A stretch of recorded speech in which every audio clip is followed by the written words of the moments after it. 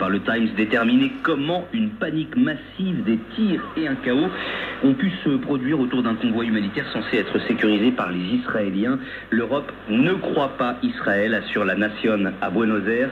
Le quotidien argentin qui rappelle la version israélienne des faits. Le char voit les habitants de Gaza être piétinés, tente prudemment de disperser la foule avec des tirs de sommation.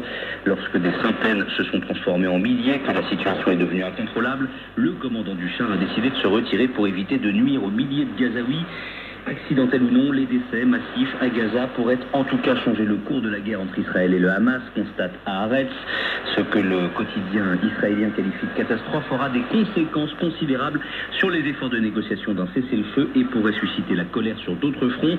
De Washington à Riyad, personne ne sait où va Netanyahou, conclut le journal. La presse internationale revient également sur les funérailles d'Alexei Navalny en Russie hier. Un jour où la dissidence refoulée et l'optimisme ont réapparu, ne serait-ce que brièvement, résume le New York Times, le journal qui cite Elena Milashina, une journaliste russe battue jusqu'à perdre connaissance l'an passé.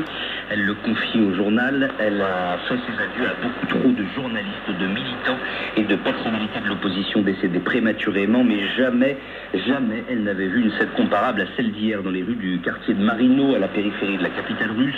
Ils étaient des milliers, raconte El País, le tout sous la surveillance d'un important dispositif policier. En France, Le Monde constate qu'Alexei Navalny a été traité en ennemi